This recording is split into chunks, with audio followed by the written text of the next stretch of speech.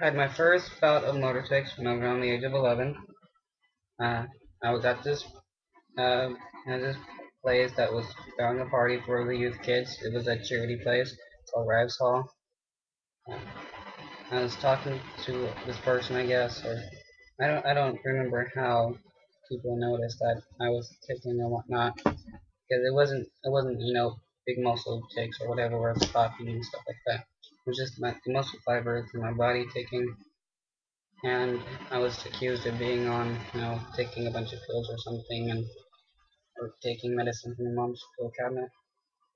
I eventually got some eventually got some testing done at the hospital, and they ruled out that it wasn't drugs since it was motor tic. At that time, it wasn't a big deal. I wasn't having like big motor tics or anything like that. And the only time I had a real big motor tic was when I went to bed. I would have to raise my arm, or sometimes I would just switch my face around on the bed. Other than that, everything was fine. The second time I had a big bout of motor tics was in middle school. I was in the 8th grade, and we just moved to Tennessee. It was a few months after getting into school and whatnot. I started having tics. I was in class and I started raising my hand and whatnot. And after that, I just started getting a little bit worse and worse and worse. I started clapping a bunch, and standing up and stomping and stuff like that. Teachers and other people besides one thought it was fake, and I was doing it for attention. And the students, most of the students thought the same thing as well. They made fun of me for it. There was a small group of people that kind of helped keep people from making fun of me and whatnot, which was really nice. Like kids, I was having bad sensory tics, and kids would touch my shoulder to get me to take and whatnot, and I'd almost kick this one kid's ass for doing it, but I had stopped myself. I really wanted to. I was so angry. I was getting so annoying kids doing that. But during the summer, it all started dying down and whatnot, and eventually the motor tics went from being bad to just simple again. To pretty much barely noticeable by anyone else but me. So in 12th grade, that it started getting worse again. I started having neck tics, and it just started getting worse and worse and worse. And I was developing a migraine and some um, eye pain from the constant eye ticking and whatnot. And also my shoulders were hurting and stuff like that. And I was just in pain. I couldn't concentrate in school and couldn't do my schoolwork and all the other takes that was developing as well. So I got homebound after going to the doctor. The doctor declared me homebound. It was my second neurologist. My first neurologist I talked to, she tried to diagnose me with Huntington's disease, which is obvious I don't have it. There's other symptoms that come along with Huntington's disease besides, it starting at an older age than, being at 18.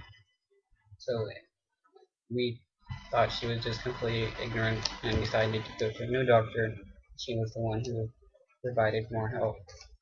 Um, they gave me medicine and whatnot for it, but none of it worked. It either had no effect or made me sick in some way that I couldn't take it.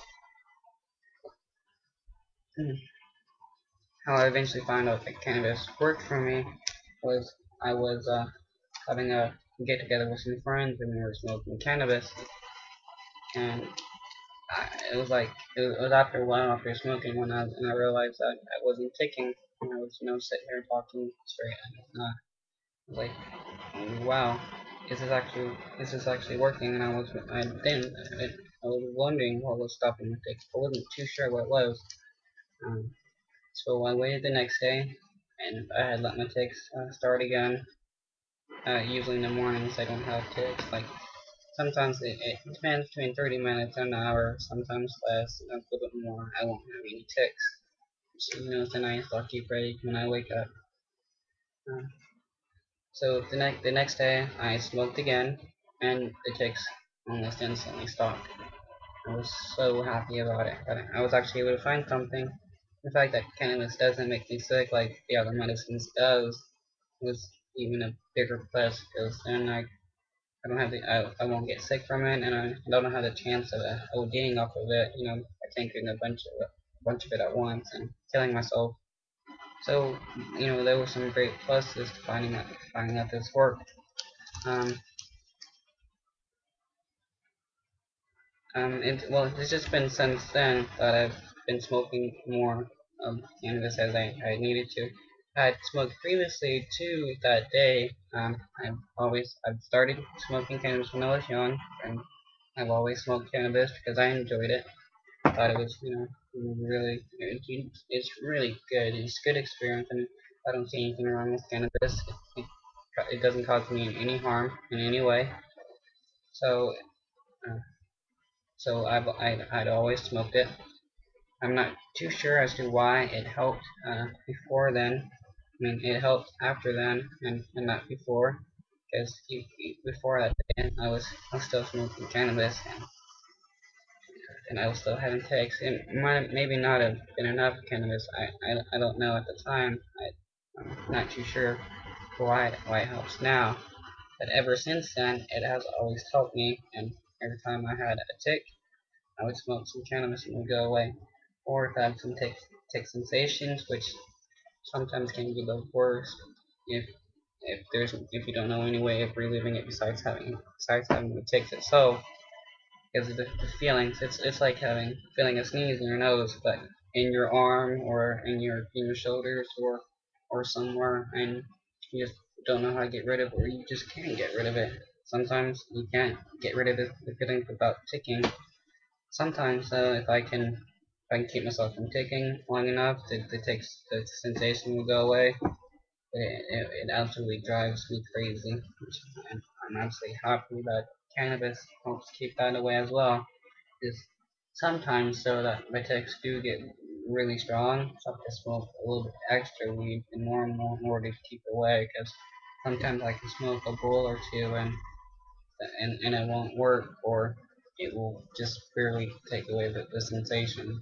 Not sometimes if I've been smoking the same strain for quite a while, which is usually around here, sometimes always the same strand of cannabis is usually everybody gets it from the top person will get it from the same place.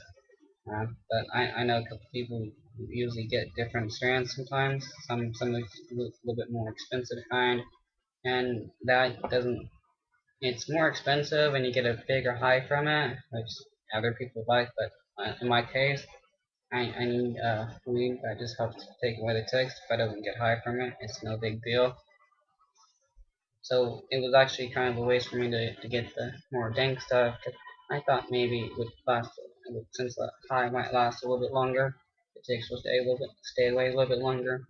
But I was spending more money buying the dank than maybe buying some mids or something. So I like recently bought, well, a few months ago bought a bunch of just some ounces of some mids, and I'm now running out. And hopefully able to get some money soon and buy me some more medicine. Um, it's kind of hard. I'm a college student right now, and I'm trying to get a job.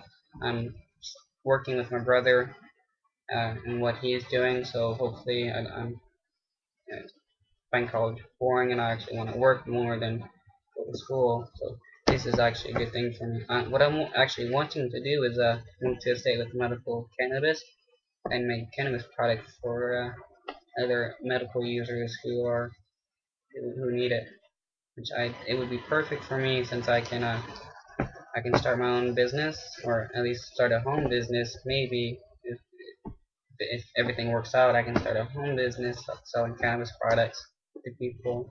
So then I don't have to worry about being drug tested and going to jail or at least at least getting fired for it or something. And if I stay with medical cannabis, I can at least be kind of okay enough to know that I have at least a little bit of protection for curing it and have some kind of medical relief, because the medicine that they have now for Tourette syndrome does nothing for me, and so I would rather break the law if I can find some relief if I needed to.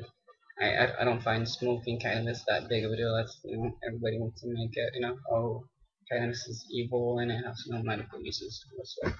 But I'm one of the people that prove those people wrong, that cannabis has no medical uses whatsoever. I smoke it every day and I have no tics. My previous video shows that my tics are pretty bad. Smoking cannabis helps.